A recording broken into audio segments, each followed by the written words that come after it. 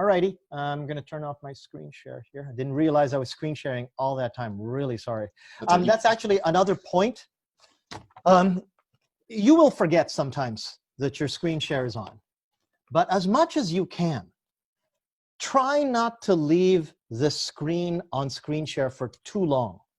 Even right now, probably, well, I don't know. It depends on whether or not you've got me full screen or not. Even right now, this screen does not convey what is the value of an entire human teacher's capacity to communicate and teach, even though it's big on your screen, especially if your screen is only the size of a phone. But if your image entirely disappears because you've got slides playing for 30 minutes at a time, or just like this idiot forgot that he was screen sharing, the kids will see you as a little image in the corner, but more and more they're going to become distracted and detached from whatever you're trying to convey emotionally with your gestures or whatever you're trying to do on screen. How to prevent, during a screen share, your image being only that tiny little corner of a screen, especially if you've got a big screen like this iMac, you become this tiny little part of the screen. Not so bad on an iPhone. It's actually, relatively speaking, you're a big part of the screen. But here's what I did to solve it. Okay, so some of these windows might have moved around, but I'm going to screen share my whiteboard again. I'm sorry, I'm going to screen share my desktop again. So then you can see what I'm doing. If I start sharing only parts of it right away, you're not going to be able to see what I'm trying to do very well. So I'm going to get rid of Q&A. I'm going to hide my, my Safari. And there's my whiteboard as it's situated on my screen. And number one, you should situate that whiteboard, if you're going to use that whiteboard, in a way so that then your eyes, see, I'm looking right now where it says, this is page 1. And you can see that my eyes on my camera are just a little bit to my left. But then when I come back to the camera, and if I'm mindful enough to remember that I have to look at the lens, I can look at the lens, but I'm not that far from looking at the lens when I go over there. But if I put my whiteboard, for convenience's sake, down towards the bottom of my screen, now I'm looking at my whiteboard down here, and you become a little bit more distant. It's a very, very small thing, but if you can, try to keep your whiteboard in a position so your eyes don't look like you are looking at a very, very far thing. Now, the next trick that I'm going to show you, you can all see my screen, so you can see that I'm searching down in my dock for my FaceTime preview. FaceTime is Apple's proprietary version of Skype. You've all heard of FaceTime. It's in the lexicon. But this, when you start it up on a Mac, starts up like this. Starts up as an app that takes the camera and shows you your contacts on the side. So number one, be careful. If you're going to be using FaceTime the way I use it, don't show all of your contacts. Make sure that your missed list. These are the missed phone calls that you have. And because these are missed, and you've probably already taken care of that, that you start removing these things from recents, okay? And that you don't end up showing everybody's phone numbers. Now you're not giving up any private information, and what you can do is this. Tile all of this, and tile means position. Position all of this so that it's right next to your word processor. Now, your image is much bigger. It is right next to your word processor. And when you come here, if you forget to look at the lens, a human being's first instinct is to look at another human being, even if it's themselves. And you look more like you're actually looking at the students, especially if you try to sort of think, oh, here's a student here, here's a student there. But best way to look is to look at the lens. But at least now for the students, you're bigger. They can see you, and you're right next to the whiteboard.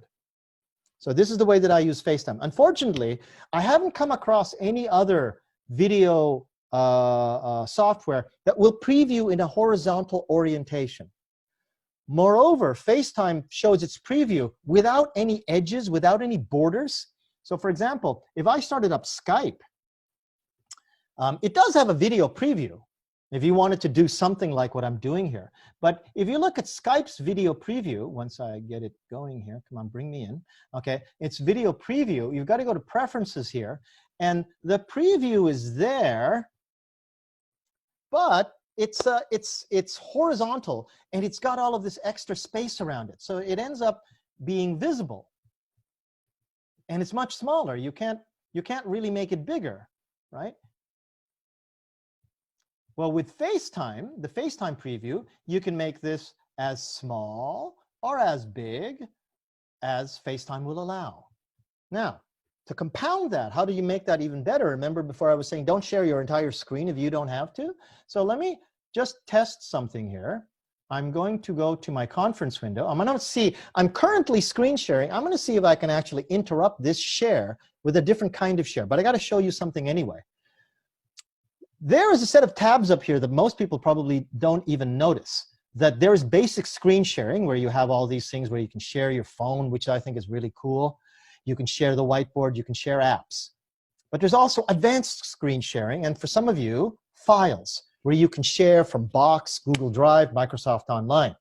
If you do not have that Files tab, that's because you don't have an institutional version or a paid version. The free version will not allow you to share files from there. There is a file sharing option in the chat box, but it's a little bit more limited. But everybody has basic and advanced. In advanced, the top left corner of advanced is sharing a portion of your screen that you can decide. So I'm going to show you that after I show you what it looks like. So I'm going to kill this share. What it looks like is this. If I was to click that share screen button, I'm going to move some things here. And I got to move this because this is completely in my way too. You would get something like this. I'm going to show you a picture of my desktop when I did this before. And what you would get is that advanced screen button. Okay, we've already seen that. But once you click that, your screen will get this big green border around it. See that big green border? And you can move that border, you can position that border in any way that you like.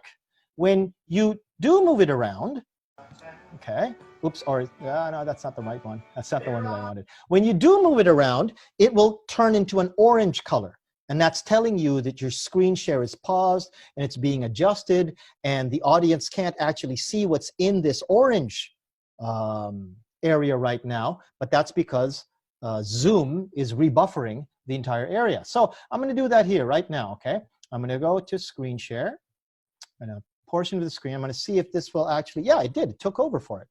Okay.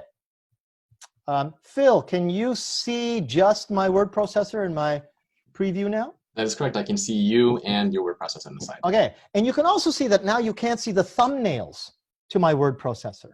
And if I was to actually make this even more compact, you wouldn't be able to see